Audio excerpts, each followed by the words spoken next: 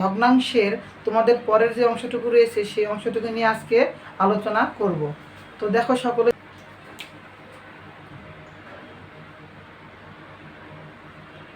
ভগ্নাংশের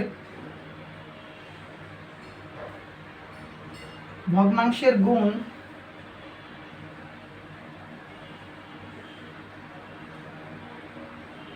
ভগ্নাংশের ভাগ, অর্থাৎ ভগ্নাংশের গুণ আর ভগ্নাংশের ভাগ। আজ তোমাদের আলোচনা করব ভগ্নাংশের গুণ এবং ভগ্নাংশের ভাগ অধ্যায়টি নিয়ে। অর্থাৎ তোমাদের অঙ্কগুলো ছিল, সেই অঙ্কগুলো যে বাকি যে অংশগুলো ছিল ভগ্নাংশের গুণ এবং ভগ্নাংশের ভাগ, সেই অঙ্কগুলো নিয়ে আজকে আলোচনা করা হবে।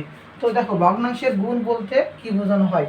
ভগ্নাংশের গুণ বলতে বোঝানো হয়, ধরো তোমাকে দুইটা ভগ্নাংশ দেওয়া হবে। কি বলা হলো? তোমাকে দুইটা ভগ্নাংশ দেওয়া হবে। দুইটা ভগ্নাংশ থেকে লব আর লবের গুণ এবং হর আর হরের গুণ যে করা হয় সেটা তোমাদের ভগ্নাংশের গুণ। ওকে, ধরো তোমাকে আমি একটা ভগ্নাংশ দিলাম 3/2 কি বললাম? 3/2 গুণ 3/4 কি বললাম?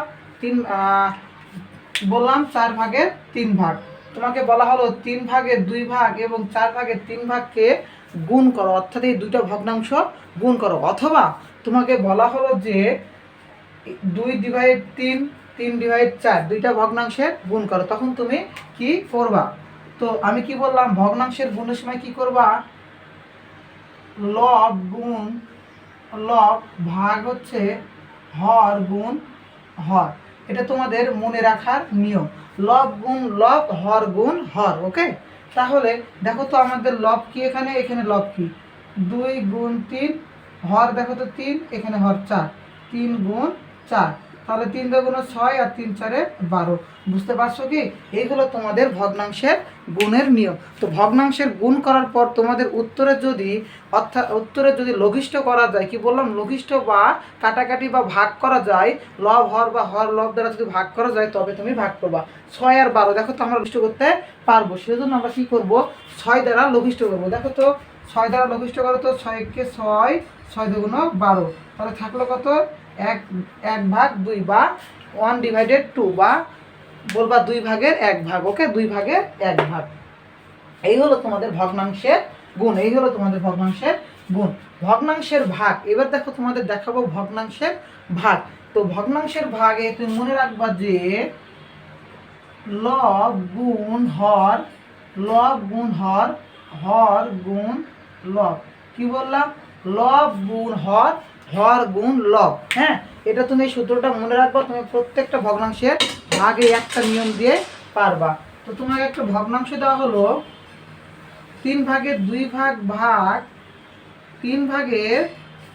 3/4 বা 3/4। ওকে, এই তোমাকে এই অঙ্কটা দেওয়া হলো, ভাগ করতে বলা হলো। তুমি কি করবে? আমি কি বললাম দেখো তো, লব গুণ হর, হর গুণ লব, লব গুণ হর, হর গুণ লব। তো এটা বলার আগে তোমাদের আরেকটা নিয়ম আছে ভাগের সময়, জাস্ট নিয়মটা মনে রাখবা যে এইখানে কি বললাম, এইখানে যদি ভাগ চিহ্ন থাকে, ভাগ চিহ্ন যদি খুঁজে পাও, অর্থাৎ ভাগ করতে বললে ভাগ চিহ্নকে তুমি কি করবা? ভাগকে গুণ চিহ্ন করবা। কি করবা? গুণ চিহ্ন করবা। ওকে, কি বললাম? ভাগকে কি করবা? গুণ চিহ্ন। ভাগকে গুণ চিহ্ন করার পর, অর্থাৎ ভাগ চিহ্নের যে ডান পাশে, কি বললাম? ভাগ চিহ্নের ডান পাশে যেই ভগ্নাংশটি থাকবে সেই ভগ্নাংশটির বিপরীত ভগ্নাংশ হবে। কি বললাম? যেই ভগ্নাংশটি থাকবে, দেখো ভাগের পর কি আছে? যে ভগ্নাংশটি রয়েছে সেই ভগ্নাংশটির কি হবে? বিপরীত ভগ্নাংশ হবে। তো বিপরীত ভগ্নাংশ দেখো তো, এটার বিপরীত ভগ্নাংশ কি হবে? বিপরীত ভগ্নাংশ তো তোমরা শিখছো হয়তো, তারপরে দেখো বিপরীত ভগ্নাংশটা বলে দিচ্ছি। ধরো তোমাকে একটা অঙ্ক দেওয়া হলো 3/4 বা 4/3। এর বিপরীত ভগ্নাংশ কত হবে বলো তো? বিপরীত মানে হরটা লবে যাবে এবং লবটা হরে আসবে। তাহলে আমি কি বললাম? ভাগ চিহ্নের পরে বা ভাগ চিহ্নকে যখন তুমি গুণ চিহ্ন দিবা, তারপরে যে ভগ্নাংশটি থাকবে সেই ভগ্নাংশটি কি হয়ে যাবে? বিপরীত ভগ্নাংশ হয়ে যাবে। অর্থাৎ লবটা যাবে হরে, হরটা যাবে কোথায়? লবে। তো দেখো তো, যেভাবে বললাম সেভাবে কাজ। ভাগ চিহ্নকে গুণ দিলাম, বিপরীত ভগ্নাংশ হরটা যাবে লবে, লবটা আসবে হরে। বুঝতে পারছো? এইবার কি চিহ্ন দিয়েছি দেখো তো, আমাদের এই চিহ্নটা কি চিহ্ন? গুণ চিহ্ন। তাহলে দেখো তো গুণ চিহ্ন অর্থাৎ তোমাকে গুণ শেখানো হয়েছে, গুণের নিয়মে করো। দেখো তো এবার কি করবা, গুণের নিয়মে কিসের লব গুণ লব, হর গুণ হর, 4 দুগুণ 8, 3 3 9। বুঝতে পারছো? অথবা তোমাকে ডাইরেক্ট আমি একটা যে সূত্র বললাম এই সূত্রটা মনে রাখো।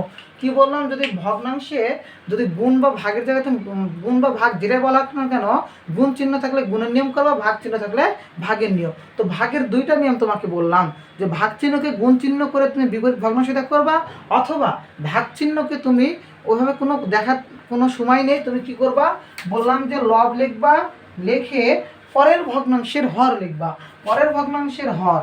তারপরে কি করবা, প্রথম ভগ্নাংশের হর লিখবা, কি বললাম প্রথম ভগ্নাংশের হর, পরের ভগ্নাংশের লব। ওকে, এই হলো তোমার 4 দুগুণ 8, 3 3 9। এই হলো তোমার সেম উত্তর। বুঝতে পারছো কি? এই হলো তোমার সেম উত্তর। ভগ্নাংশের ভাগের যে দুইটা নিয়ম বললাম, দুইটা নিয়মই মাথায় মনে রাখবা।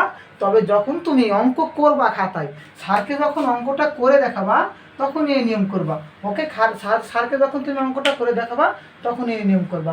আর যখন তোমাদের টিক চিহ্ন বা বহু নির্বাচনী থাকবে তখন জাস্ট এভাবে করে অঙ্ক উত্তর মিলে চলে আসবা। ওকে, এই হলো তোমাদের ভগ্নাংশের ভাগ। তো তোমাকে দেখো দুইটা ভগ্নাংশ দেওয়া হলো, এটা তো দুইটা ভগ্নাংশ দেওয়া হলো, কিন্তু লব এবং হর যুক্ত।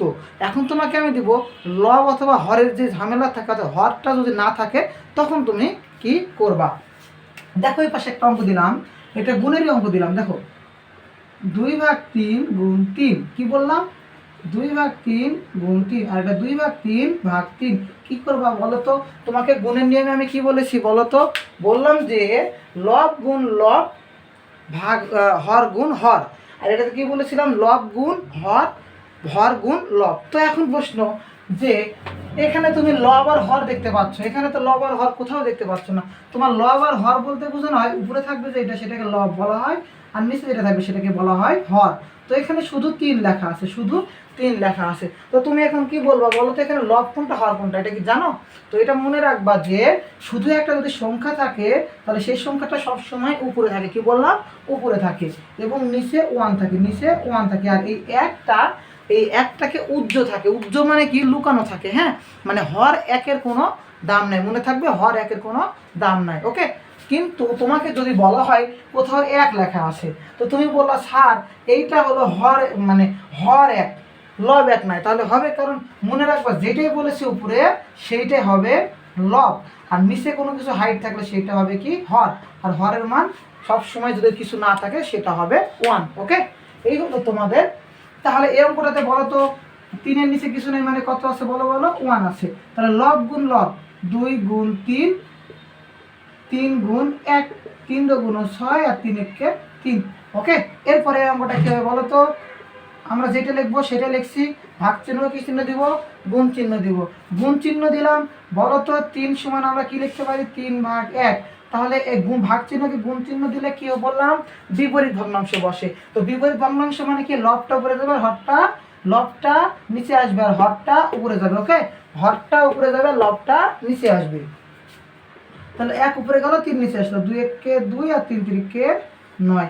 ওকে, এই হলো তোমাদের ভগ্নাংশের গুণ এবং ভাগের যেসব অঙ্কগুলো তোমাদের আসে বইয়ে, দেখবা তোমাদের যতগুলো হিসাব আছে সবগুলো হিসাব জাস্ট এই থিওরিটা তোমরা মনে রাখবা, অর্থাৎ এই বেসিকটা তোমরা মনে রাখবা, সকল প্রকার তোমরা তোমাদের বইয়ের যেগুলো ভগ্নাংশের গুণ ভাগ রয়েছে সকলগুলো পারবা। ওকে, এই হলো তোমাদের ভগ্নাংশের গুণ এবং ভাগ। যদি তোমাদের ক্লাসটি ভালো লেগে থাকে সাথে ক্লাসটি অবশ্যই শেয়ার করবা এবং সকলকে পরবর্তী ক্লাস দেখা